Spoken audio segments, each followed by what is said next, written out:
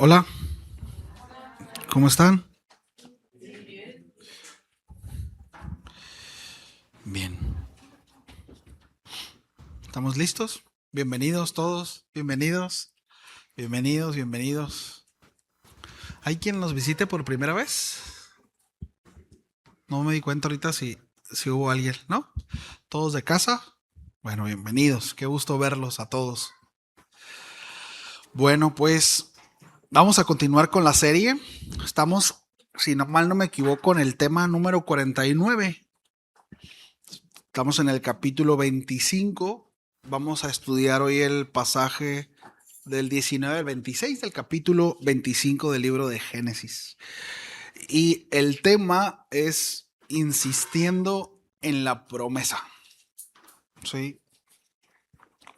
Insistiendo en la promesa. Ya que estén ahí, por favor, me dicen.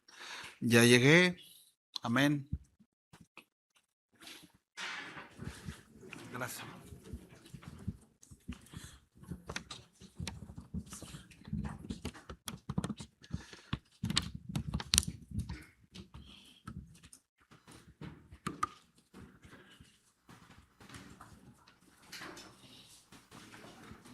Bien. Dice así. Estos son los descendientes de Isaac, hijo de Abraham. Abraham engendró a Isaac. Isaac tenía 40 años cuando tomó por mujer a Rebeca, hija de Betuel, arameo, de Padam Aram, hermana de Labán, arameo. Y oró Isaac, capítulo 25, versículo a partir del versículo 19. Y oró Isaac a Jehová por su mujer, que era estéril, y lo aceptó Jehová, y concibió Rebeca su mujer. Y los hijos luchaban dentro de ella, y dijo: si es así, ¿para qué vivo yo? Y fue a consultar a Jehová, y le respondió Jehová: dos naciones hay en tu seno, y dos pueblos serán divididos desde tus entrañas. El un pueblo será más fuerte que el otro pueblo, y el mayor servirá al menor. Y cuando se cumplieron sus días para dar a luz, he aquí, había gemelos en su vientre, y salió el primero rubio, y todo él velludo como una pelliza, y llamaron su nombre Esaú. Después salió su hermano, trabada su mano al calcañar de Esaú, y fue llamado su nombre Jacob. Y era Isaac de 60 años cuando ella los dio a luz. Vamos a orar. Señor, gracias. Gracias, Señor, porque una vez más nos permites reunirnos, porque permites que nos expongamos a tu palabra. Una vez más también te pedimos la gracia para poder recibir tu consejo. A mí, dame la gracia para poder compartir tu palabra. Señor, reconocemos que necesitamos de tu intervención, Señor, de tu obra, de tu espíritu en nosotros. Que podamos aprender, Señor, de todo lo que está en tu palabra, Señor, pues entendemos, sabemos, creemos, Señor, que esta siempre, Señor, viene a nosotros con el propósito de transformarnos. Así que encuentra en nosotros, Señor, un corazón que no se resiste a ello, sino que es dócil para la guía, Señor, de tu espíritu y para tu obra. Gracias, Señor, a ti la gloria, en el nombre de Jesús. Amén y amén. Bien, espero que haya desayunado porque va a ser un poquito más larga la enseñanza, ¿sí? Yo le calculo unas 2 horas y media más o menos, ¿sí? Así que espero ahora sí cumplírsela, ¿va? Bien, en estos 8 pasajes, estos 8 versículos que nosotros vimos, Moisés nos presenta un patrón que ya hemos visto en la narrativa bíblica en cuanto al relato que Dios nos está presentando en la escritura, ¿sí? Es decir, hablo acerca de cómo se presentan las promesas, pero sobre todo los procesos de sus promesas, ¿sí? Es decir, hay un patrón, hay un silencio ¿sí? Es decir, hay una promesa, hay un silencio, hay confusión en medio de ese silencio y después viene una revelación o una respuesta de parte del Señor, ¿sí? Y de nuevo, esto no es un patrón aislado, es el patrón que Dios usa una y otra vez en la historia de la redención. Lo vimos en Abraham esperando 25 años para ver cumplida la promesa. Lo vemos en José, lo vamos a ver más adelante, ¿sí? En la cárcel. Lo vemos también a Israel en Egipto, en el desierto. Lo vemos en esos salmos de lamento. Es decir, en toda la narrativa bíblica vemos este mismo patrón. Incluso en la cruz misma, ¿sí? Es decir, el Mesías muriendo y fueron 3 días de silencio hasta que resucitó, ¿sí? Hay un patrón ahí, ¿sí? Ahora, hoy al ver este texto, al acercarnos a esta porción de la Biblia, no solo nos acercamos para entender mejor, ¿sí? Voy a nombrarlos así, ¿no? A los personajes, o en este caso a quienes Dios está trayendo para enseñarnos que es Isaac y Rebeca, sino también para poder interpretar nuestras propias estaciones de silencio. También para poder conducirnos en medio de esos momentos de confusión, porque todos los tenemos. Estos patrones están en la Escritura porque la vida del creyente vive bajo esos mismos patrones. Es decir, hay momentos de promesa, hay momentos de silencio, momentos de confusión, momentos de revelación y cumplimiento, ¿sí? Esa es la vida del creyente. Entonces, vamos a aprender precisamente eso, cómo debemos de comportarnos o hacia dónde Dios quiere llevarnos en medio de ese proceso, porque es muy interesante, puesto que el mismo Dios que obró en el vientre de Rebeca, ahorita lo vamos a ver, está obrando también en nuestra propia vida. Es el mismo que está obrando en nuestro contexto, ¿sí?, de vida. Entonces, quiero que vamos a ver este sermón o este pasaje lo vamos a seccionar, ¿sí? Como más o menos Moisés está estructurando, ¿no?, estos pasajes, es decir, en cuanto al silencio, en cuanto a la confusión y la revelación, ¿no? Pero empieza desde el principio, ¿no? Ahí en el versículo 19 habla acerca de la descendencia, habla de estos son los descendientes de Isaac. Pero inmediatamente notamos una tensión. Es decir, miren, Abraham engendró a Isaac. Dice que Isaac se casa a los 40 años. Ahora, ahí, pues no sabemos qué pasó durante esos 40 años. Sí. 20 años, lo que sí podemos entender es que son 20 años de esterilidad. Son 20 años en donde Rebeca no había concebido. Y la narrativa bíblica, es decir, la escritura dice que era estéril. Sí.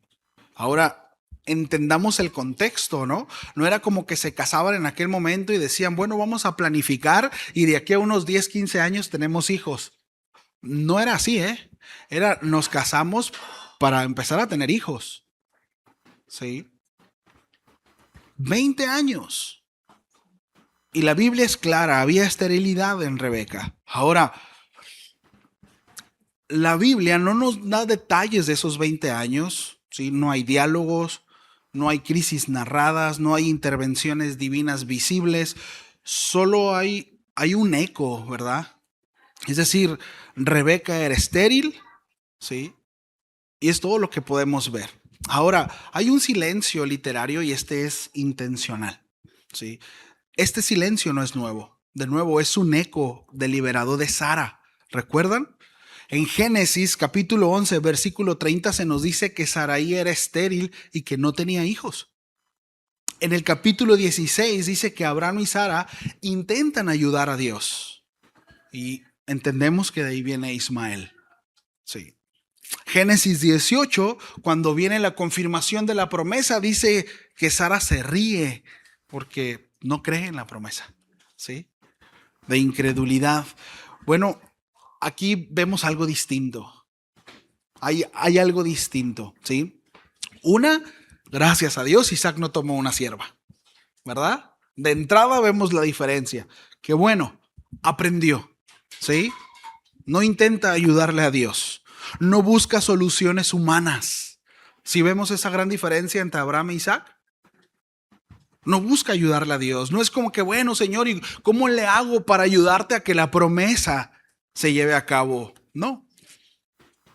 En Isaac hay algo distinto. Y muchos, de hecho, todo el sermón se centra en esto. ¿Qué fue lo que hizo Isaac? Oró. El texto dice, y oró Isaac a Jehová por su mujer. Oró. Ahora, la palabra que se utiliza aquí para orar no es una palabra común que normalmente se traduce como orar o como plegaria. El verbo es el verbo hebreo que es atar, y ese verbo tiene un peso en particular. Es decir, atar no describe una oración rápida, ni una petición casual, ni una oración de rutina, ni tampoco tiene que ver con un rezo, que eran muy comunes. Sí, no. De hecho, significa suplicar con insistencia, y esta es la particularidad de esta palabra. Ojo con esto.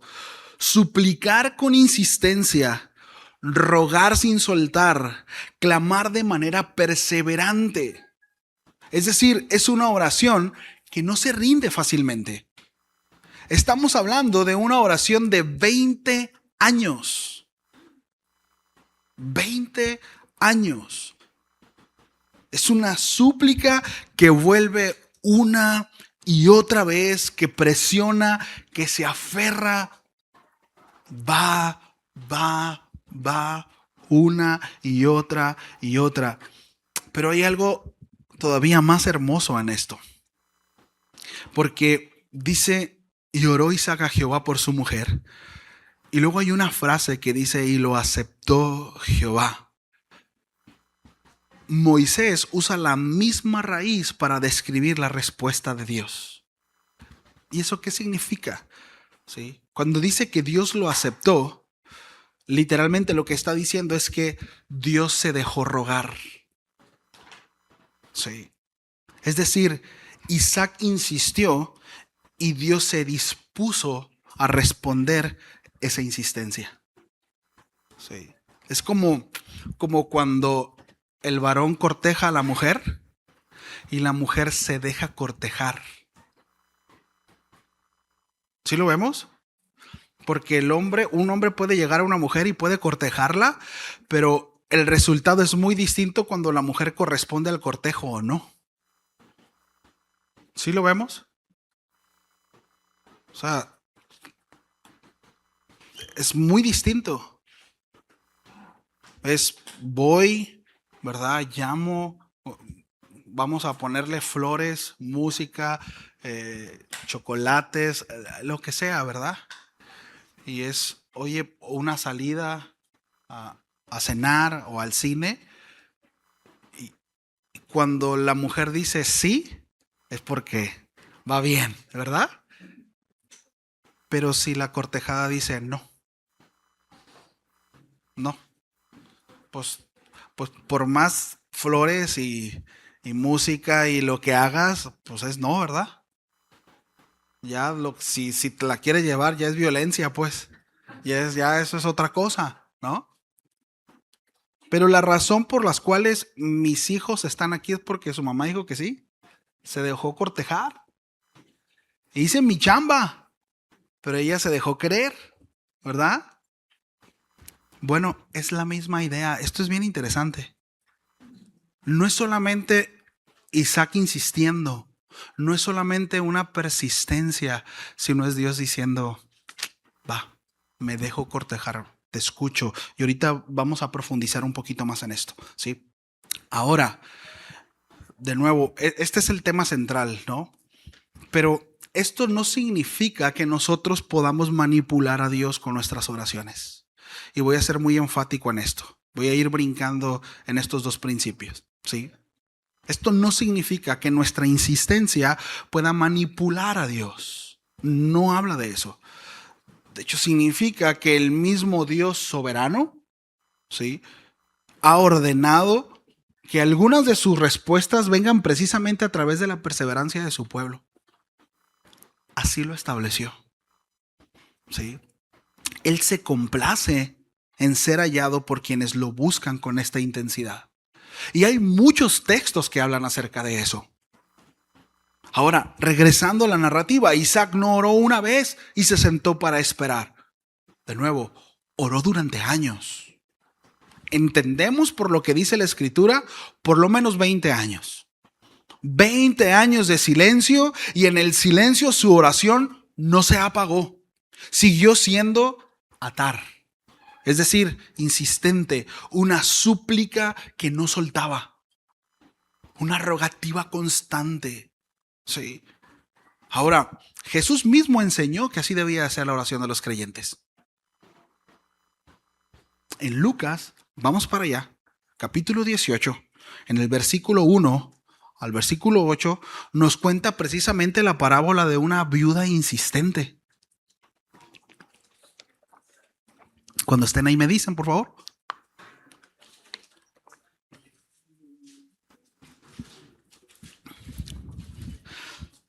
Dice, también les refirió Jesús una parábola sobre la necesidad de orar.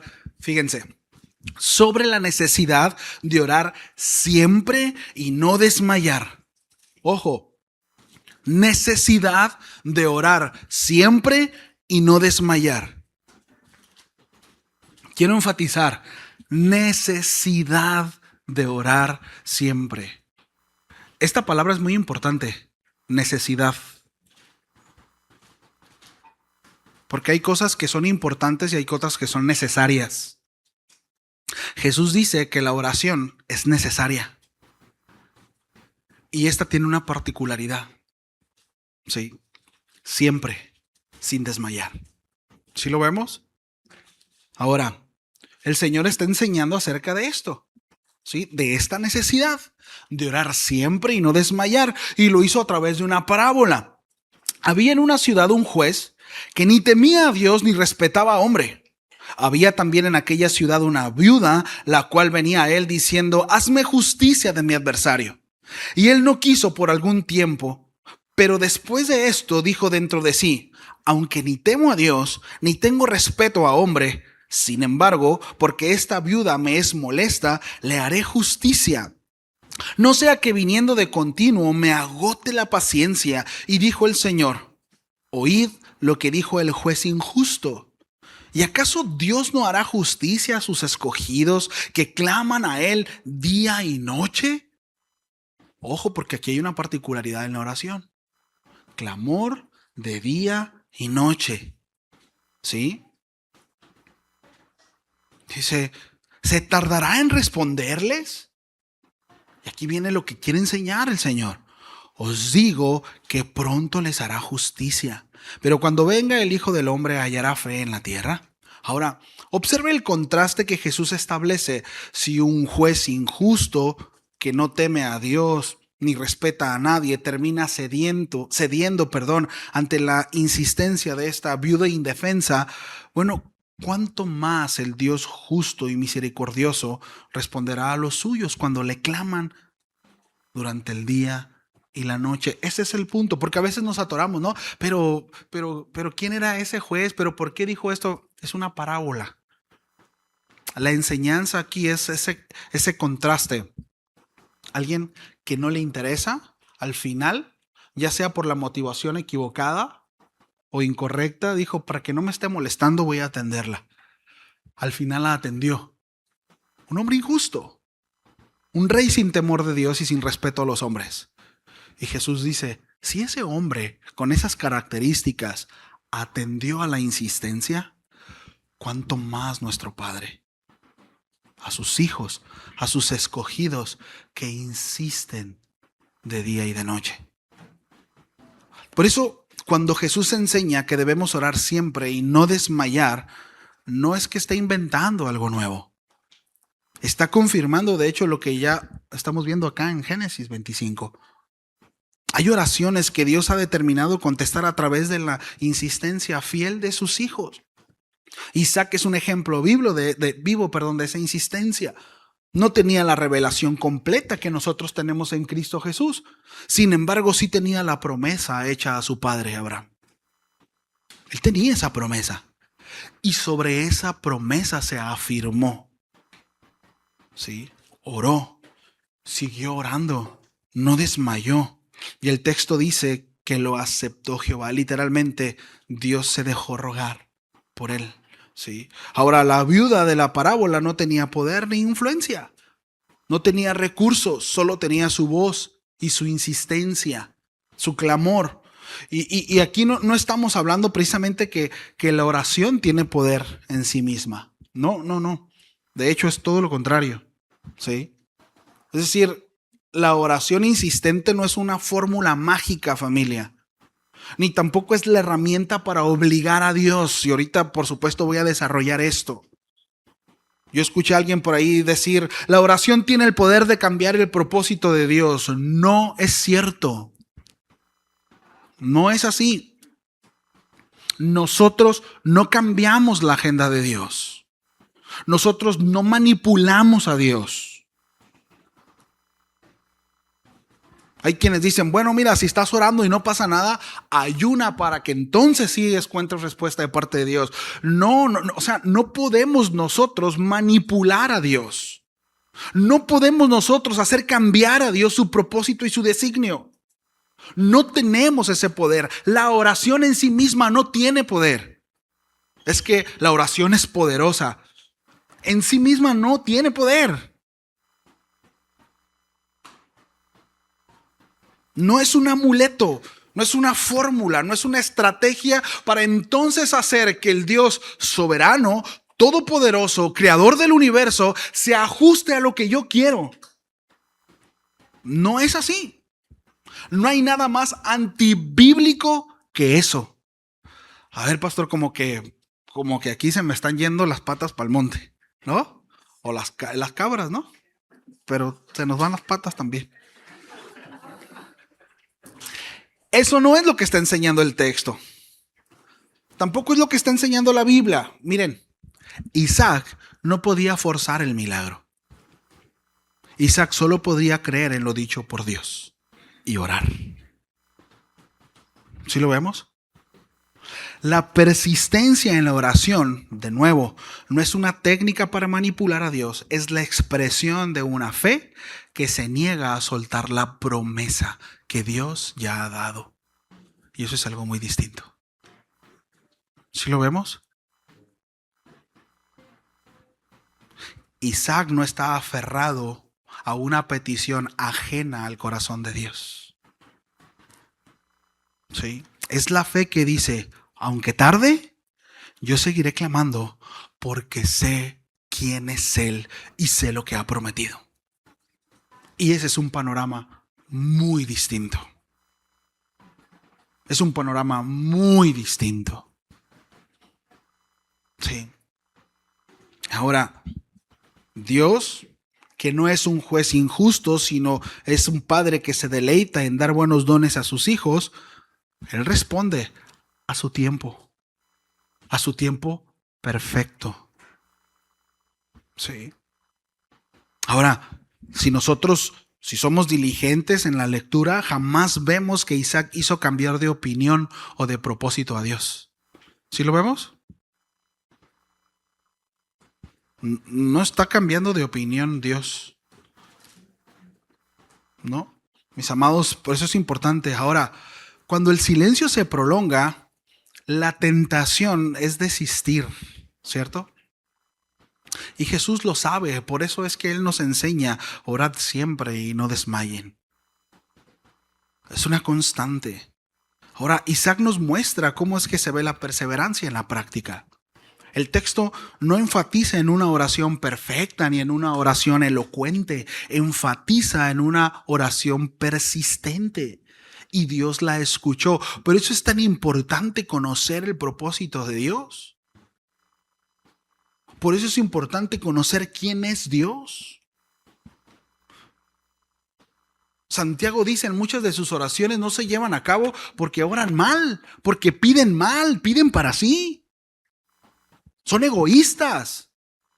Sus oraciones están bien alejadas del corazón de Dios. Pero los hijos de Dios conocen el corazón de Dios porque pasan tiempo con Él. Conforme vamos pasando tiempo con el Señor, bueno, su mente, su pensamiento, su propósito, bueno, nos vamos conformando a ello.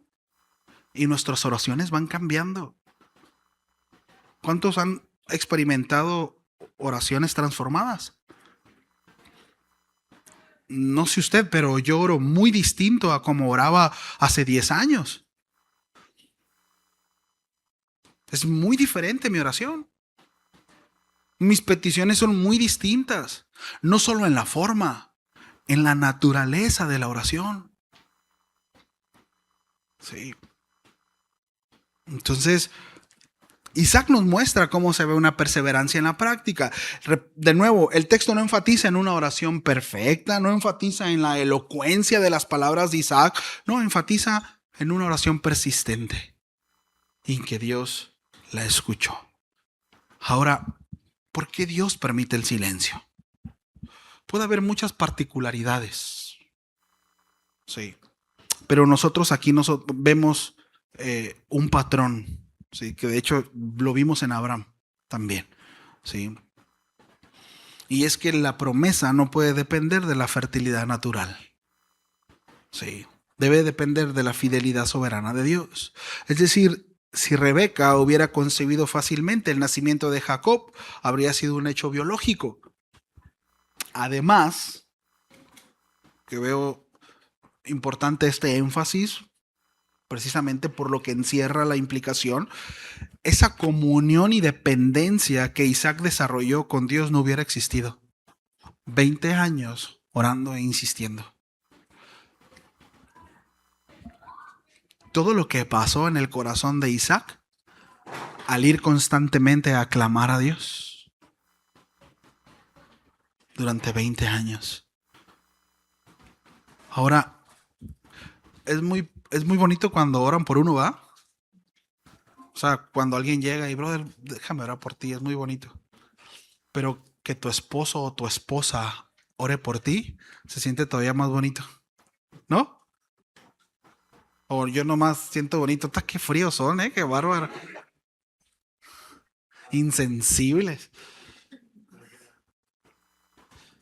Es decir, cuando la persona que más amas está atenta a esa necesidad en tu corazón y está no solamente orando por rutina, no solamente porque el pastor dijo que oráramos unos por otros, o porque estamos en un evento de matrimonios y ora por tu esposa, sino es una constante. Señor, hay esta necesidad. Por una, yo creo, oro por mi esposa, oro por ella, oro porque tu propósito se cumpla, ¿verdad? Y me aferro a eso, pero es una constante de orar. O sea, hay muchas implicaciones en esto. Porque cuántas veces no somos indiferentes a que el propósito de Dios se cumpla en nuestra pareja. Y aquí puedo agarrar camino, ¿verdad? Y hablar acerca de eso. Hay mucho que hablar acerca de eso. Pero aquí exhorto a los esposos principalmente. ¿Cuántas veces no somos indiferentes al propósito que Dios tiene para mi esposa o para nosotros como matrimonio? Sí. E Isaac nos enseña cómo debemos de estar constantemente clamando y pidiendo al Señor, ¿no? Entonces, ahora, al retrasar la promesa, por así decirlo, Dios deja claro que la simiente prometida es un milagro de la gracia. Y esto apunta directamente a Cristo, el verdadero hijo de la promesa, que no nació por voluntad de carne ni de varón, sino de hijo, como dice el apóstol Juan en el capítulo 1, versículo 13. Sí. Ahora, el silencio de esos 20 años preparó el terreno para que podamos entender que toda la historia de la salvación, familia, es obra de Dios y no de hombre. ¿Sí? Al igual que como trató a su padre Abraham. ¿Sí? Muchas veces nosotros vivimos estaciones de silencio, ¿no? Estamos orando por un hijo. Estamos orando por ese ser amado, por la conversión de algún familiar, la restauración de algún matrimonio, por provisión, por una puerta abierta. Y muchas veces el cielo está en silencio. Y como ya lo he mencionado en otras ocasiones, no hay nada más desesperante que el espera. Porque Dios nos puede decir sí o no. Y está bien si tenemos el sí, pues qué bueno. Y tenemos el no, pues bueno, está bien, Señor, pues ya dijiste que no. Pero el espera, híjole, ¿cuánto tiempo? Sí, está bien, Señor, voy a esperar, pero ya, ¿no? Y siempre me recuerdo, me viene a mente el burrito de Shrek, ¿no? ¿Ya merito? ¿Ya merito? ¿Ya merito? Porque solemos ser desesperados. Sí. Y Dios dice, espera, espera. ¿Cuánto tiempo? El que sea necesario. Espera. Sí. Entonces, es importante que ese silencio no lo interpretemos como abandono. Porque muchas veces concluimos en que Dios me abandonó. Dios no me contestó, hay un silencio, no escucho, no veo por dentro. Entonces Dios me abandonó. No, no. No debemos de interpretar el silencio como un abandono. Más bien debemos de interpretar ese silencio como un espacio en donde Dios está formando una fe que no depende de resultados visibles, sino precisamente depende de quién es Él. Sí, de quién es Él. Porque el Dios que aceptó la oración de Isaac es el mismo Dios que hoy se deja encontrar por aquellos que le buscan con todo el corazón. Dice la Escritura que Él no puede negarse a un corazón contrito y humillado. Es la naturaleza de Dios. ¿Sí? Entonces, es importante, de nuevo, no interpretemos el silencio, no interpretemos la demora como si Dios no nos escuchara. Dios nos escucha. Es más, Dios seguramente está trabajando, está atendiendo, pero no siempre atiende como nosotros queremos. No atiende como nosotros esperamos. Y más que cada vez con toda la tecnología y como vivimos hoy en día en la sociedad, todo es express, ¿verdad? Todo es de ya. ¿Sí? Nos tienen bien mal acostumbradas las plataformas. Todo es de ya, ya. Pero no, con el Señor no es así. Con el Señor son procesos. Entonces, de nuevo, debemos de interpretar la demora como una invitación a seguir clamando. Como dice Jeremías 33:3, clama a mí y yo te responderé. Pero esta palabra es clara, esta palabra es clave. Clama a mí. ¿Sí? Clamar. Y viene la pregunta obligada del sermón. O sea, ¿qué tanto clamas? ¿Qué tanto insistes? ¿Qué tan desgastadas tienes tus rodillas? ¿Qué tan desgastada tienes tu voz? ¿Qué tanto clamas a Dios? Porque solemos ser muy superficiales, familia. Y después culpamos a Dios y decimos, no, no sabes cuántas veces he buscado a Dios y fui a la iglesia, hice esto. Hacemos por encimita muchas veces. Porque estoy seguro que todo aquel que clama al Señor con un corazón contrito y humillado, el Señor no lo rechaza. ¿Por qué estoy convencido de eso? Porque la Biblia dice que es así. Y conozco al Dios de la Biblia. Y Él no se puede desdecir. Él no dice una cosa y hace otra. Entonces, o algo está fallando, o la escritura está mal, o Dios es mentiroso, o nosotros somos los mentirosos. Y no estamos haciendo lo que tenemos que hacer. No hay de otra, ¿eh? O la Biblia miente o nosotros mentimos. Y no sé usted quién le quiera creer. Yo me apego al manual. Clama a mí y yo te responderé. Ahora, acompáñeme por favor allá al Salmo 27:14. Este salmo nos dice, ¿qué hacer mientras esperamos?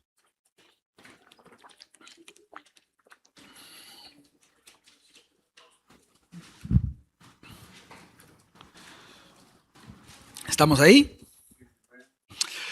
Dice, espera a Jehová. Dice, esfuérzate y aliéntese tu corazón. Sí, espera a Jehová. A primera vista está como contradictorio, ¿no? Entonces como, espera, no hagas nada. Y luego dice, no, sí, aliéntese tu corazón, es decir, esfuérzate, ¿verdad? Y luego, no, sí, espera. Bueno, sí debo esperar en Jehová, ¿verdad? Pero ¿por qué me dice que me esfuerce? Ahora sí, la espera es confiar, pero ¿por qué me demanda fortalecer mi corazón? Y luego repite de nuevo, ¿no? Vuelve a repetir para que no se nos olvide. Sí, espera a Jehová. Miren, la espera bíblica no es pasividad. ¿Sí? Cuando la Biblia habla de esperar en Él, no tiene que ver con ser pasivos. De hecho, la fe es activa. ¿Sí? O sea, no es cruzarse de brazos ni apagar el corazón mientras el tiempo pasa. Esa no es la espera a la cual el Señor nos está llevando o lo cual enseña la Biblia. Sí, la espera bíblica es una espera activa, es una espera firme, es una espera valiente que enfrenta el desafío de cara, no huye del desafío, no le da la espalda al desafío. Sí. La palabra hebrea que se traduce esfuérzate significa fortalecerse, afianzarse, no ceder, es mantenerse firme. Sí. Ahora, la frase aliéntese su corazón habla de cobrar ánimo, de no permitir que el corazón se debilite o se desaliente. En otras palabras, David está diciendo, mientras esperas a Dios, no dejes que tu fe se ablande, no dejes que el silencio te quite las fuerzas, no dejes que la demora haga que tu corazón se apachurre, se entristezca. Dice más bien, fortalece tu corazón, anímate, mantente firme y en medio de ese esfuerzo sigue esperando en lo que Dios ya prometió. ¿Sí? No en lo que tú quieres. Ahora, esto es importante. ¿Sí? Esto es importante. Voy a poner esta premisa y es algo que hemos estado viendo. Abraham era un hombre muy rico. Isaac es un hombre muy rico. Con esto estoy diciendo que Dios no tiene problemas con las riquezas. ¿Sí? Todo bien con las riquezas. El asunto es el corazón y lo hemos estado viendo en las últimas enseñanzas. ¿Sí? El asunto es el corazón, es una cuestión de adoración. El problema, alguien por ahí diría, el dinero está para tenerse en la cartera, ¿verdad? Y no en el corazón. ¿Sí? El asunto del dinero es que se debe de estar en un lugar correcto. Ahora, el dinero, pues no es lo fundamental para vivir, ¿eh? Sí me explico. O sea, ciertamente es una herramienta y digo, no me voy a ir por ahí. Digo, el viernes hablamos de eso en buena medida. Sí, pero el asunto es el corazón. Pero ¿por qué digo esto, familia? Porque de repente es como que no, sí, Señor, y el Señor me va a prosperar y de repente tengo expectativas de Dios. Y Dios ha de cumplir, ¿verdad? Sus promesas. Y a veces Dios no prometió nada, pero yo me hice esas expectativas de Dios y al rato tengo por mentiroso a Dios. Cuando Dios dice, ¿ves? Yo no dije nada. Tú solito dijiste que yo dije, pero yo no dije. Y qué peligroso es decir Dios dijo cuando Dios no dijo. O yo crearme una expectativa de Dios en mi corazón cuando Dios no es así. Por eso es bien importante conocer al Dios de la Biblia. Por eso es tan importante conocer al Dios de la Biblia. ¿Sí? Dios es fiel a sus promesas.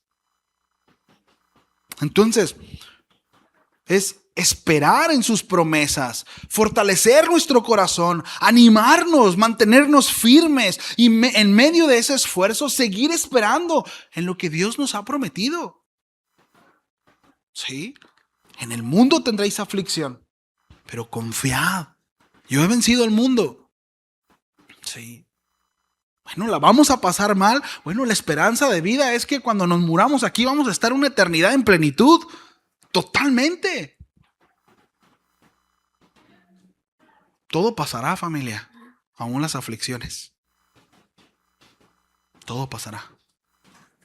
Sí. Entonces, el peligro de esas estaciones de silencio Muchas veces es doble, porque por un lado la tentación de dejar de esperar y buscar soluciones humanas, desesperarse, intentar ayudarle a Dios, no abandonar. Es que, pastor, oye, brother, dejaste de ir a la iglesia, ¿no? Tienes 1 año, 2 años y sí, pues ando bien frío, pastor, pero pues es que tenía que trabajar. Ojo, no, Dios no está peleado con el trabajo tampoco. Hay que trabajar, hay que ser diligentes, pero prioridades. ¿Me explico? Y al rato, cuando no tenemos las prioridades bien establecidas en el corazón, al rato andamos en la milpa, ¿no? ¿Sí saben esa expresión, no? Como cuando el papalote se va a la milpa. Es como cuando estás volando un papalote y se corta el papalote y se fue, ¿verdad? ¿A dónde? A todos lados, a la milpa. Y miren, y muchas veces nuestro corazón anda así, ¿eh? De hecho, el autor de Hebreos dice precisamente cuando está hablando de los inconstantes e inmaduros, ¿sí? Aquellos que son llevados por cualquier corriente de doctrina, que andan precisamente así, ¿no? Para todos lados. Y una de las particularidades de estos es que son inconstantes en su congregación. Es decir, no se congregan constantemente. Ahora, hay ocasiones en donde no se puede, ¿eh? Y se entiende. O sea, hay etapas, hay momentos de trabajar y está bien con eso. De nuevo, es una cuestión del corazón. ¿Sí me explico? Es decir, nada puede estar por encima del Señor. Y no es como que, ay, este domingo, híjole, me tocó trabajar, me voy a ir al infierno, el pastor dijo que me voy a ir a la milpa y no me quiero ir a la milpa. No, no es de eso, ¿sí? Es un bueno, entiendo que tengo que cubrir eso, tengo que ser diligente y mientras tanto, pues bueno, voy a ver porque mi prioridad es seguir congregándome.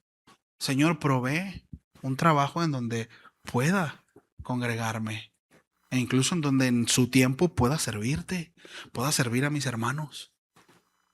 ¿Sí? Madurez es sinónimo de servicio. ¿Sí me explico? Aquel que dice, no, yo y Dios y no necesito congregarme. Pues que Dios te bendiga, brother. Pero la Biblia no habla de eso. La Biblia dice que somos injertados a un pueblo. Y a veces no nos gusta el pueblo y nos cae medio gordo el que tenga un lado, pero es un salvo, es un redimido por el Señor y es importante. El apóstol Pablo habla acerca de lo necesario que son la diversidad de los miembros en el mismo cuerpo. Ciertamente Cristo es la cabeza, pero somos todos, no todos somos manos, no todos somos ojos, no todos somos pies. Y qué necesario somos, ¿cierto? La vida es Cristo y a lo mejor puedo estar sin un dedo, ¿verdad? O sin la mano, pero cómo extraño una mano. Si alguna vez se ha lastimado una mano o le falta alguno de sus miembros, la vida sigue, pero qué necesario es, ¿verdad? Bueno, esa es la idea del apóstol Pablo. Sí. Nos necesitamos, esa es la idea de necesarios. Es que nadie es indispensable. La Biblia dice que somos necesarios en el cuerpo de Cristo. ¿Sí lo vemos? Entonces, y es el peligro. Muchas veces tenemos nuestra propia expectativa de Dios y tenemos nuestra idea. Y Dios tiene, porque Dios dijo y el pastor dijo que iba a cumplir. Pero a veces Dios nos dijo. Por eso es importante conocer al Dios de la Biblia. Y qué si dice. Y si Dios le dijo, lo va a cumplir. Lo que sea que le haya dicho, usted tiene su relación con el Señor. ¿Sí? Lo que sea que le dijo, si Dios lo dijo, lo va a cumplir. Porque es Dios. ¿Sí? Y Dios cumple sus promesas. Y Él es el mismo ayer, hoy y siempre. No se echa para atrás. Amén. Y por otro lado, la tentación de esperar de manera pasiva. Es decir, dejar que el corazón se endurezca o se desaliente y ya, no hago nada, ¿no? O esa pasividad, sí, voy a la iglesia y voy y vengo, pero ni para adelante ni para atrás. Ni picho, ni cacho, ni dejo batear. ¿No? Uno más. Y esto ya lo hemos dicho en otras ocasiones. Cristianismo no es ir los domingos a la iglesia a escuchar al pastor predicar. calentar sillas una vez a la semana o 2 veces a la semana, eso no es cristianismo. Eso no es cristianismo. Ser un hijo de Dios es vivir para la gloria de Dios. Donde sea, dentro y fuera de la iglesia, dentro y fuera de la congregación, pero es vivir bajo su voluntad, vivir para su gloria, no para mi deleite. Y lo digo porque muchas veces hay quienes sirven para sus deleites. Porque se siente bien servir. Porque me gustan que me digan, gracias hermano, qué bendición. El corazón es engañoso y perverso más que todas las cosas. Sí. Y podemos ser diligentes en lo que hacemos, pero si no hay amor, por eso el apóstol Pablo centra todos los dones y todas las actividades en el amor. Si no hay amor, si la motivación correcta no es el amor, de nada sirve todo lo demás. Y puedes ejecutar bien un instrumento, y puedes limpiar bien, y puedes enseñar bien, y puedes lo que sea. Pero si la motivación no es el amor al Señor primeramente y a la iglesia, estamos fritos, familia. Sí. Entonces de aquí no nos escapamos ninguno. Entonces, Dios nos llama a una tercera opción. Esperar con el corazón fortalecido. Sí. ¿Recuerdan al apóstol Pablo cuando le dice en su última carta a Timoteo, le dice, esfuérzate en la gracia? Esfuérzate en la gracia. Sí. Es más allá de échale ganas, más allá de haz esto y haz lo otro y actívate, es esfuérzate en la obra del Señor.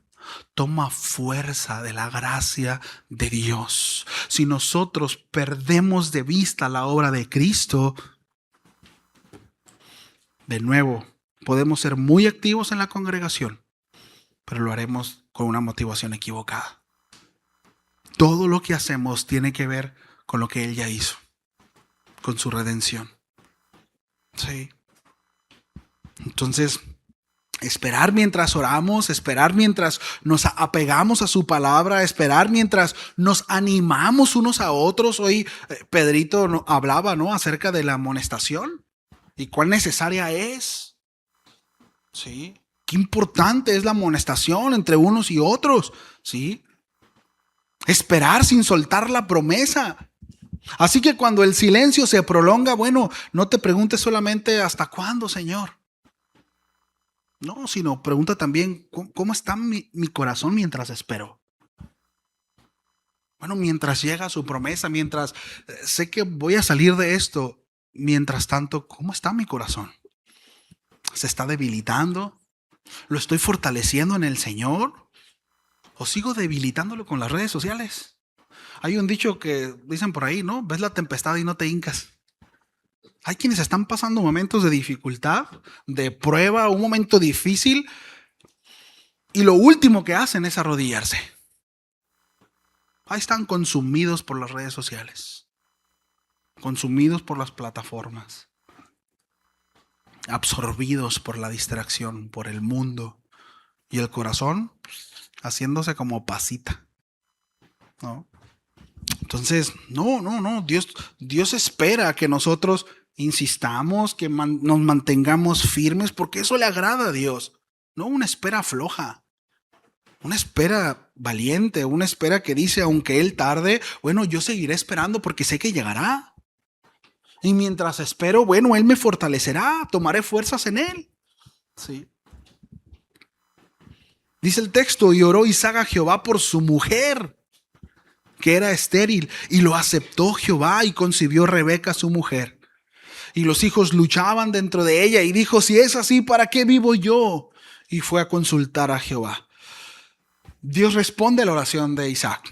¿Sí? Rebeca concibe, por fin, después de 20 años, la promesa avanza. Sí, después de 20 años. Pero de alguna manera lo que debía de ser de gozo se convierte en un momento tenso también.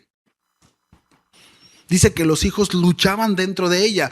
El verbo hebreo aquí es la palabra ratzat y sugiere un forcejeo violento. No es un simple movimiento fetal.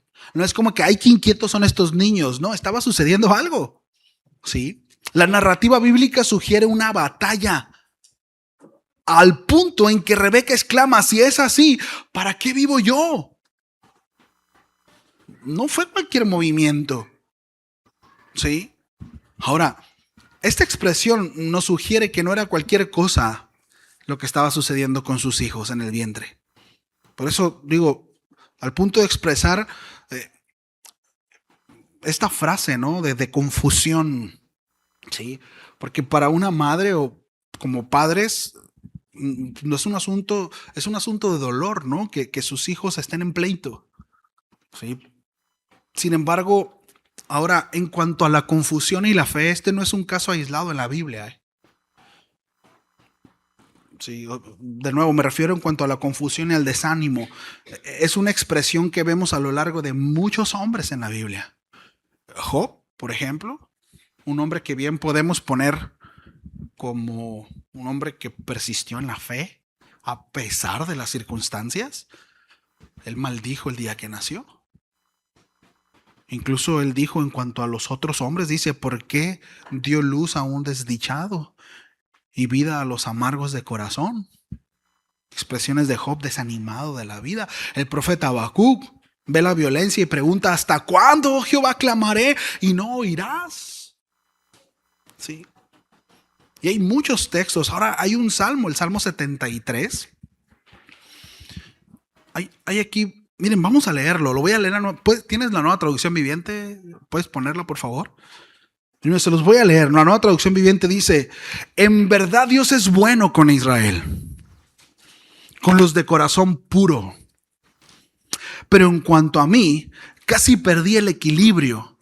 Mis pies resbalaron y estuve a punto de caer, porque envidiaba a los orgullosos cuando los veía prosperar a pesar de su maldad. Pareciera que viven sin problemas. Tienen el cuerpo tan sano y fuerte. No tienen dificultades como otras personas. No están llenos de problemas como los demás. Lucen su orgullo como un collar de piedras preciosas y se visten de crueldad. Estos gordos ricachones tienen todo lo que su corazón desea. Se burlan y hablan solo maldades. En su orgullo procuran aplastar a otros. Se jactan contra los cielos mismos y sus palabras se pasean presuntuosas por toda la tierra. Entonces la gente se desanima y se confunde al tragarse todas esas palabras. ¿Y qué sabe Dios?, preguntan. ¿Acaso el Altísimo sabe lo que está pasando? Miren a esos perversos, disfrutan de una vida fácil mientras sus riquezas se multiplican. Conservé puro mi corazón en vano, me mantuve en inocencia sin ninguna razón. En todo el día no consigo más que problemas. Cada mañana me trae dolor. Si yo realmente hubiera hablado a otros de esta manera, habría sido un traidor a tu pueblo. Traté de entender por qué los malvados prosperan. Pero qué tarea tan difícil. Entonces entré en tu santuario, oh Dios, y por fin entendí el destino de los perversos. ¡Qué tremendo! En verdad, los pones en un camino resbaladizo y haces que se deslicen por el precipicio hacia su ruina. Al instante quedan destruidos, totalmente consumidos por los terrores. Cuando te levantes, oh Señor, te reirás de sus tontas ideas como uno se ríe por la mañana de lo que soñó en la noche. Entonces me di cuenta de mi corazón. Se llenó de amargura. Me di cuenta de que mi corazón se llenó de amargura y yo estaba destrozado por dentro. Fui tan necio e ignorante. Debo haberte parecido un animal sin entendimiento. Sin embargo, todavía te pertenezco. Me tomas de la mano derecha, me guías con tu consejo y me conduces a un destino glorioso. ¿A quién tengo en el cielo sino a ti? Te deseo más que cualquier cosa en la tierra. Puede fallarme la salud, debilitarse mi espíritu, pero Dios sigue siendo la fuerza de mi corazón. Él es mío para siempre. Los que lo abandonen perecerán, porque tú destruyes a los que se alejan de ti. En cuanto a mí, qué bueno es estar cerca de Dios. Hice al Señor soberano mi refugio, y a todos les contaré las maravillas que haces. ¡Qué tremendo! No estamos exentos de un momento de confusión. No estamos exentos de un momento en donde no sabemos qué es lo que está pasando, en donde quizá nos desanimemos por nuestras circunstancias, por las circunstancias de otros. Sí. Ahora, la confusión no necesariamente es señal de falta de fe. Hay cosas que se tienen que ajustar definitivamente. Pero a menudo la confusión es el terreno donde el Señor purifica nuestra fe, donde Dios trata. Sí. Ahora, en cuanto a Rebeca, vemos una reacción digna de imitar, porque Rebeca no se queda solamente en la queja. No solamente se quedó en esa expresión, ¿verdad? Si es así, ¿para qué vivo yo? Al experimentar esa lucha, esa contienda en su vientre. Seguramente como mamá, ella estaba percibiendo más que movimientos fetales. Sí. ¿Qué fue lo que hizo Rebeca? Fue al Señor. Es decir, la bronca no es de repente ver cosas que no nos parezcan.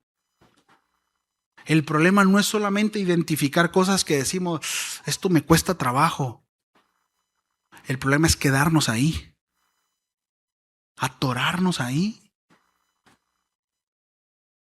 Rebeca dice la escritura que fue a consultar al Señor, fue a consultar a Jehová. Y esta es la respuesta correcta ante la confusión, ante el desánimo, ante la adversidad. No alejarse de Dios, sino acercarse más.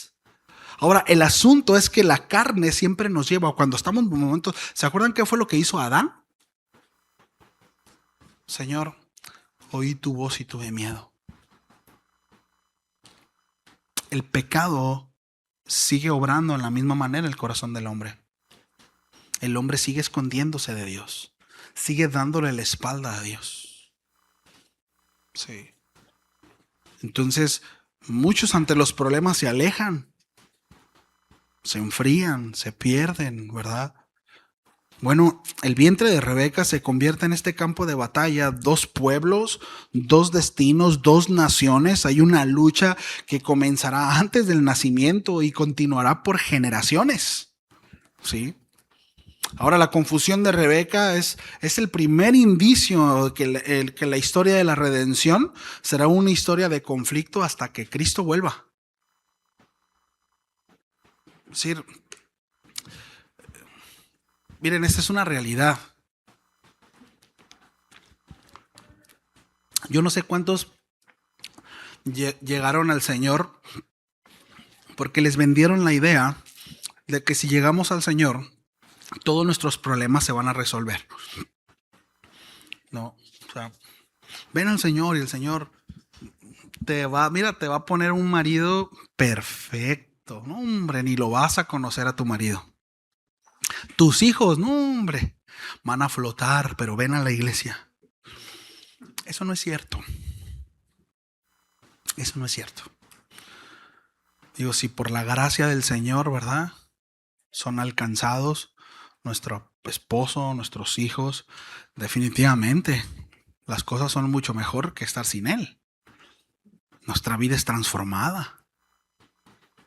Pero no es cierto que flotamos, ¿verdad?, y que pasamos por encima de las aflicciones. No es cierto.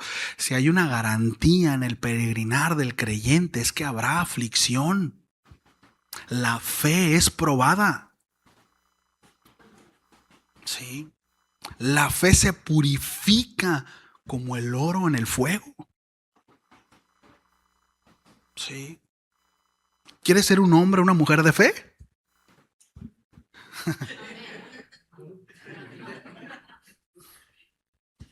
¿Quieres ser un hombre de fe? ¿Quieres ser una mujer de fe? Tendremos que ser purificados. Nuestra fe tendrá que ser purificada. Tendrá que pasar por fuego nuestra fe. Tendremos que vernos en aprietos, en dificultades, en aflicciones, en dolor, en llanto. Seremos expuestos. Nuestra carne será expuesta. Nuestras debilidades serán expuestas. Pero habrá de dos. O salimos corriendo o esperamos en el Señor, clamando a Él. Y nuestra fe se irá fortaleciendo. Y no es algo de la noche a la mañana. ¿Sí? Entonces, ahora, eso es una garantía. ¿Sí? Eso es una garantía. Bienvenido al cristianismo. Pero la recompensa, familia. La recompensa. Lo que se nos da, lo que se nos garantiza, la eternidad plena en el Señor, la reconciliación con nuestro Creador, la vida plena en Cristo Jesús, a pesar de paz que sobrepasa todo entendimiento, no una paz como el mundo da. El mundo no conoce esa paz. Es imposible tener esa paz. Pero el Señor nos da una paz que sobrepasa todo entendimiento. Nos llueve sobre mojado. Y ya no es tanto lo duro, sino lo tupido. Pero hay paz en el corazón. Y puede haber tristeza, sí. Y puede haber aflicción, y puede haber confusión. Pero hay paz. Porque hay algo mucho mejor que lo que estamos viviendo aquí. Así que desatorémonos de aquí. Dile al que está a tu lado, desatórate. Sí. Ahora viene una revelación, ¿verdad? Después, Dios muestra que siempre estuvo obrando. Y esto es bien interesante. El Señor le responde a Rebeca. Dice de nuevo, Rebeca experimenta, hay confusión, hay aflicción. Va al Señor y dice que el Señor le responde. Dice, 2 naciones hay en tu seno. Y 2 pueblos serán divididos desde tus entrañas. Un pueblo será más fuerte que el otro pueblo, y el mayor servirá al menor.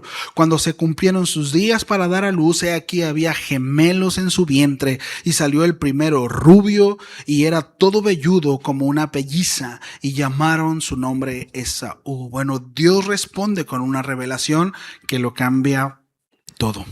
2 naciones hay en tu seno. 2 pueblos serán divididos de tus entrañas. El pueblo será más fuerte, un pueblo será más fuerte que el otro pueblo, y el mayor servirá al menor. Qué interesante cómo el evangelio se está presentando desde el principio. ¿Sí? El menor servirá al mayor. ¿Lo vemos? ¿Sí? Perdón, si están poniendo atención. A ver si estaban dormidos. El mayor servirá al menor. Con razón veía que me hacían. Bueno. Qué bueno que están despiertos, ¿eh? Entonces, esta es una de las creaciones más densas, teológicamente hablando, en el libro de Génesis, ¿no? Dios revela 3 cosas. La enemistad está determinada desde el vientre, ¿sí? Habrá división y conflicto, eso es una realidad. Y en cuanto al orden natural, será invertido, es decir, el mayor servirá al menor, ¿sí? Entonces, de hecho, Pablo toma este texto ahí en Romanos, en el capítulo 9, el versículo 10 al 13, y lo usa como un ejemplo central en cuanto a la elección soberana de Dios. Dice, y no solo esto, sino que también Rebeca, cuando concibió mellizos de uno, nuestro padre Isaac, porque cuando aún los mellizos no habían nacido y no habían hecho nada, ni bueno ni malo, para que el propósito de Dios conforme a su elección permaneciera, no por las obras, sino por aquel que llama, se le dijo a ella, el mayor servirá al menor, tal como está escrito, a Jacob amé, pero a Esaú aborrecí. Ahora, esto nos habla acerca de el Señor lo sabe todo, es el eterno. ¿Sí? Antes de que nuestra boca pronuncie en ciertas palabras, Dios la sabe. Dios la conoce nuestros pensamientos. Él está en el futuro. Porque es el eterno, Él no está sujeto a tiempo. Lo que nosotros hemos de experimentar mañana, Él ya lo sabe. Él está en el mañana. Y eso es algo muy difícil de entender. Y si no lo entendemos, está bien, es cuestión de fe.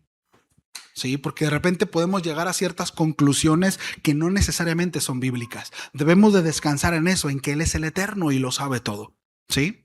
Entonces, esto es importante, pero la elección de Dios no se basa en obras futuras, ni tampoco en méritos, ni en el carácter que desarrollamos, ni en el que vamos a desarrollar. Es una cuestión de soberanía. ¿Por qué uno? ¿Por qué otro? ¿Por qué ahí? ¿Por qué arriba? ¿Por qué abajo? ¿Por qué a la derecha? ¿Por qué a la izquierda? Dios es soberano. Y estaremos de acuerdo o no estaremos de acuerdo, pero eso no es un asunto que nos compete a nosotros. Si usted quiere, un día que esté en la presencia de Dios, le reclama algo. ¿Sí?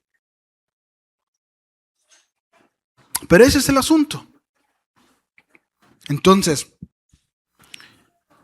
antes de que nacieran, antes de hacer bien o mal, dice el apóstol Pablo, Dios ya había determinado el curso. ¿Sí? Ahora, el tema del menor sobre el mayor en la escritura, este principio se repite una y otra vez. Isaac sobre Ismael, Jacob sobre Esaú, José sobre sus hermanos, David sobre sus hermanos mayores, el remanente sobre la mayoría, ¿sí? Y finalmente el siervo sufriente, que es exaltado sobre todo nombre. ¿Sí lo vemos? Como Dios se hizo hombre, se menospreció, sirvió, ¿sí? Entonces, Dios se deleita en trastocar las expectativas humanas. Sí. Ahora, el primero será el último y el último primero. Esta inversión alcanza su clímax precisamente en la cruz, donde el que era en forma de Dios se despojó a sí mismo y por eso Dios le exaltó hasta lo sumo, que es lo que dice el apóstol Pablo a los filipenses, ¿sí? Entonces, dice ahí que Esaú nace primero. De hecho, dice que era rubio, pero realmente la expresión es que era pelirrojo, era rojo, ¿sí? Velludo. ¿Sí? Su nombre evoca lo terrenal, lo natural, lo fuerte, ¿sí? Es decir, lo que se puede mantener a sí mismo, aquel que es autosustentable. Es bien interesante porque Dios está muy en contra de eso, ¿sí? Es decir, por eso el humanismo es tan peligroso. Oye, pero son tan buenas personas, andan viendo a ver, quiere ayudar. El asunto es que lo hago todo sin Dios. No necesito a Dios para realizarme, para ayudar, para tener un mundo mejor. Alguien por ahí dijo, no recuerdo qué predicador famoso, pero de hace muchos años. Pero alguien comentó, le hicieron la pregunta que sí, ¿qué pasaría si Satanás gobernara sobre el mundo? Dijo, si Satanás gobierna sobre el mundo, las iglesias estarían llenas, las cárceles estarían vacías, ¿no? La gente se ayudaría una a otra. Y le preguntaron, hicieron esa misma pregunta. Dice, sí, pero todo esto ajeno a Dios. Es decir, la estrategia del enemigo no es que hagamos, o sea, es que nosotros pretendamos hacer cosas buenas sin Dios, independientes a Dios. Yo puedo sin Dios. Sí, ese es el asunto. Entonces, Esaú representa al que puede hacerlo, al que puede cazar para comer, al que puede trabajar para sustentarse, el que puede hacerlo. Jacob nace agarrado del calcañar, su nombre significa el que toma el lugar. ¿Sí? Jeremías 9:4 dice, guárdese cada uno de su compañero y en ningún hermano tenga confianza. Porque todo hermano engaña con engaño. Aquí la palabra que usa es la palabra Jacob. Es el nombre de precisamente el que toma el lugar, ¿no? Por eso de aquí se utiliza mucho, la tradición habla acerca de que Jacob fue llamado el tramposo, ¿no? Porque intentaba desde el vientre usurpar o tomar el lugar de su hermano. ¿Sí? Entonces, El profeta usa un juego de palabras con el nombre de Jacob para precisamente describir el engaño. Todo hermano es un completo Jacob, es decir, un suplantador o un engañador. Ahora, aquí no, la Biblia no está dando un mensaje contrario a lo que hace rato estaba diciendo yo de ser parte de una comunidad y ser parte del cuerpo. El profeta lo que está diciendo es que no debemos de poner nuestra confianza en el hombre, nuestra confianza debe estar puesta en Dios. Y ciertamente debemos amarnos unos a otros entendiendo que nuestro hermano es tan falible como yo, que está en un tiempo de crecimiento y madurez igual que yo. Y a veces habrá hermanos mucho más maduros que yo, ¿verdad? Que van a tener que soportarme a mí, van a tener que aguantarme precisamente mi inmadurez. Y habrá ocasiones en donde yo tendré que soportar la inmadurez de otro hermano. ¿Sí lo vemos? Pero mi confianza no va a estar puesta en ustedes. Es que yo no voy a la iglesia porque me miraron feo, porque no me prestaron atención, porque no me buscaron, porque no oraron por mí, porque no me dieron, porque yo. Quita eso de tu mente. No se trata de ti. No se trata de ti. Bueno, los hermanos les falta amor, enséñales a amar. Enséñales a ver unos por otros. Preocúpate tú por los demás. Empieza a generar tú esa coinonía. ¿Cómo la ven? Entonces a eso se refiere el profeta, ¿sí? Digo, para que no, pues ahí estaba. Por eso no voy a la iglesia. No habla de eso. Ahora, más adelante Jacob, el suplantador o el engañador, se cambia, ¿verdad? Que ya lo sabemos, lo vamos a ver más adelante. Es transformado en Israel, el que lucha con Dios. Y ya estoy entrando a la primera conclusión. ¿Me ayuda con el piano, por favor? Entonces, es importante, Dios no solo elige, en este caso a Jacob, que lo vamos a ver más adelante, sino también redime y transforma qué fue lo que sucedió con nosotros. Sí. Dice la Escritura que nosotros amamos a Dios porque Él nos amó primero. Sí. Él nos amó, fue su obra, Él nos salvó, Él nos redimió, pero también Él está haciendo un proceso de santificación, Él está trabajando en nuestra vida, ¿sí? Él nos está transformando. Entonces Jacob será engañador, pero también será el padre de las 12 tribus. Será quebrantado en Peniel, pero de ese quebranto saldrá bendición, saldrá promesa, saldrá revelación, ¿sí? En última instancia, este relato apunta totalmente a Cristo como todos, que son sombra y figura de. Él es el verdadero menor, que es exaltado. Él es el que, siendo el primogénito de toda la creación, se hizo el último para que nosotros fuésemos hechos herederos. Sí. Ahora, la lucha en el vientre de Rebeca es solo un leve eco de esta lucha universal que se resolvió en el Calvario, donde aparentemente el Señor fue derrotado, pero en su resurrección, después de ese silencio y esa confusión para los suyos, ¿no? Resucitó y salió victorioso. Sí. Ahora, cuando Dios revela su propósito, no siempre elimina el conflicto. Porque quizá nosotros viéramos, ¿no?, el proceso de Abraham, es decir, bueno, ya nació Isaac y ahora sí todo va a avanzar sin ninguna traba, sin ningún impedimento. Pero Dios tenía que tratar con Isaac también. Sí, Dios tenía que tratar con Isaac también. Sí. Entonces, Dios revela su propósito, no necesariamente elimina el conflicto externo, pero sí transforma nuestra perspectiva. Sí. Ya no debiéramos interpretar los eventos desde nuestra confusión, sino desde su soberanía. Ahora, hay procesos. Hay procesos. Sí. El patrón de la narrativa bíblica es precisamente ese movimiento de la vida cristiana. Sí. Promesa, silencio, y pareciera que esa promesa se detiene, pero oramos con persistencia y después quizá viene esa confusión, esa angustia, Y cuando la promesa parece volverse caótica, que consultamos a Dios, Dios nos da su revelación a su tiempo y nos da esa esperanza. Sí. Y así es. Y así es. Ese patrón no termina en Génesis. De hecho, ese patrón termina en el trono. Sí. Allí la multitud que nadie puede contar proclamará: la salvación pertenece a nuestro Dios que está sentado en el trono y al Cordero, según Apocalipsis 7:10. Y ahí entenderemos plenamente que cada silencio, que cada confusión fueron hilados por la mano soberana de un Dios que nunca improvisó, que nunca estuvo mordiéndose las uñas por las situaciones que pasábamos. Mientras esperamos ese día, vivamos como Isaac, orando, clamando.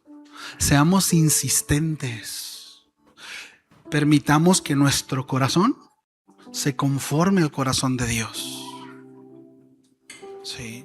Para que nuestras oraciones no sean como las oraciones las cuales habla Santiago, oraciones egoístas, sino que sean oraciones que provengan del corazón de Dios. Y esto es importante porque entre más tiempo nosotros oremos y más tiempo pasemos con el Señor, bueno, nuestro corazón se irá conformando al de Él. Sí. O sea, nos parecemos tan poco a Cristo porque pasamos muy poco tiempo con Él. Nuestro corazón es tan distante al corazón de Cristo porque pasamos tan poco tiempo con el corazón del Señor. Y es algo de lo que deberíamos de reflexionar, meditar y en este momento resolver. Porque no se trata, como lo hemos mencionado, no estuvo buenísima la enseñanza, ¿verdad? Y ¿de qué trató? No me acuerdo, pero estuvo buena, no decidimos. No cambia nada. Me anima, me exhorta, me lleva, sí, estoy de acuerdo, pero sigo igual. Entonces, no se trata de eso, familia. Se trata de tomar decisiones. Sí, se trata de tomar decisiones. Tomar decisiones aquí y decir: sí, Señor, sí. Sí a lo que me estés diciendo. Y no a lo que tú me dices que no. Sí. Y cada uno sabe. Cada uno sabe. Yo tengo mis sís que debo decir que sí, mis nos que tengo que decir que no. Y usted tiene los suyos. No esté pensando: no, esta está buenísima para mi marido, para mi mujer, que ojalá él la haya escuchado. Para usted. Para usted. Sí. ¿Oramos? Póngase de pie, por favor.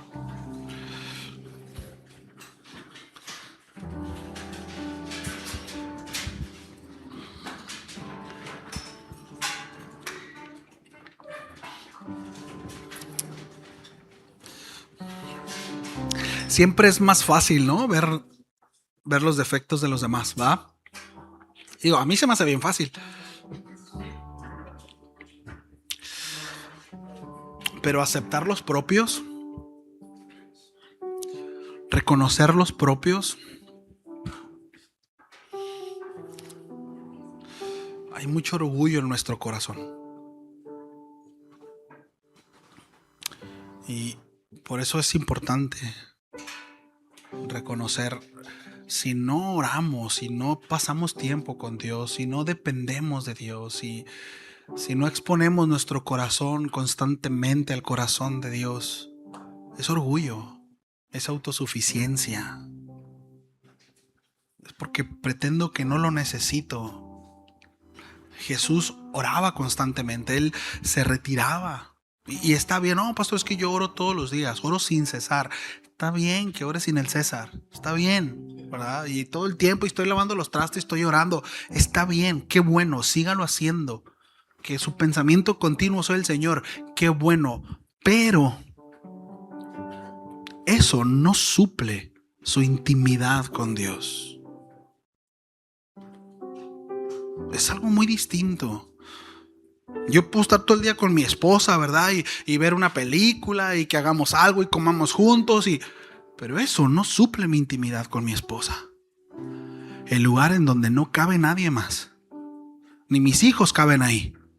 Somos ella y yo nomás. Es mi intimidad con ella. Bueno, mi intimidad con Dios, mi esposa no entra. Somos él y yo. Y si el Señor se apartaba y el Señor tenía tiempos, los que sean, no, pastor, ¿y cuántas horas tengo que orar? ¿Cuántas horas?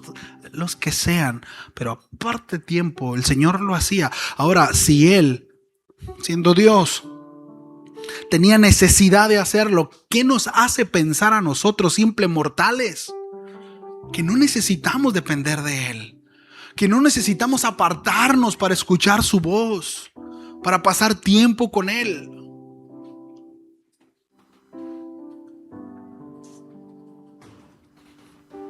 Reconozcamos nuestro orgullo, y lo digo desde aquí para allá.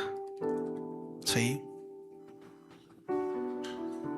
Necesitamos crecer en nuestra dependencia por Dios. ¿Sí? Vamos a orar. Cierre sus ojos y ore a Dios.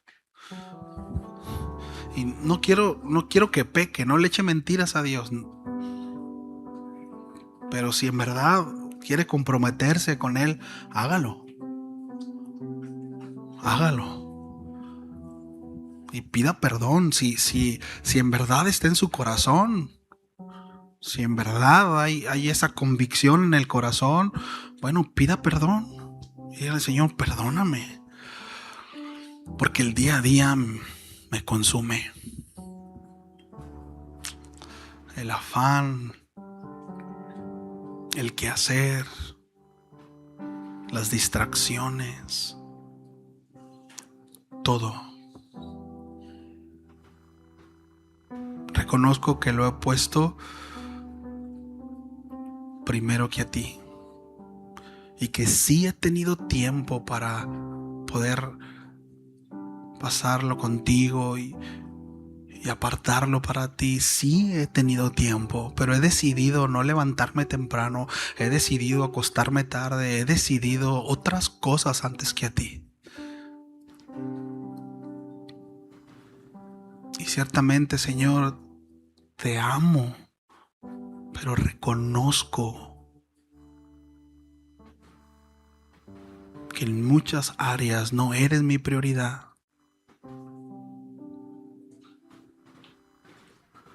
Y quiero hacer un compromiso contigo, Señor.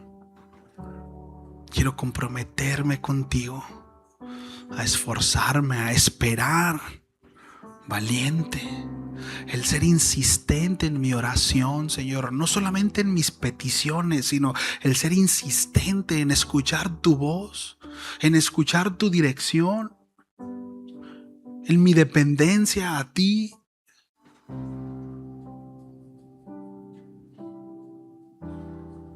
En el caso de Isaac, aferrado a lo que tú has prometido, Señor, que eso nos llevará a caminar con una perspectiva tan distinta, Señor, a la que muchas veces caminamos, en donde estamos lastrados por este mundo y vivimos como si nos quedáramos aquí para siempre, Señor, ignorando que nuestra ciudadanía no está aquí, sino que está en los cielos. Y por otro lado, Señor, como Rebeca, no solo identificando que hay un problema, hay una situación que quizá nos pueda llevar a la confusión o nos pueda llevar a la desesperación, al desánimo. No quedarnos ahí, sino ir a ti, Señor, hasta escuchar tu voz, hasta escuchar tu revelación, para entonces entender cómo proceder.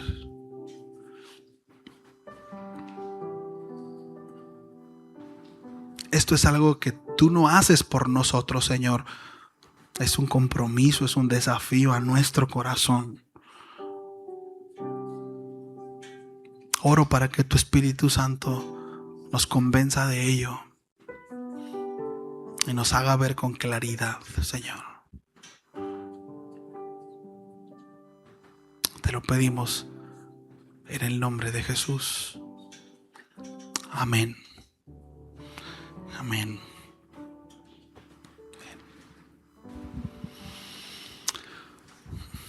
Bien, familia, pues gracias por su tiempo. Que Dios nos ayude y nos bendiga.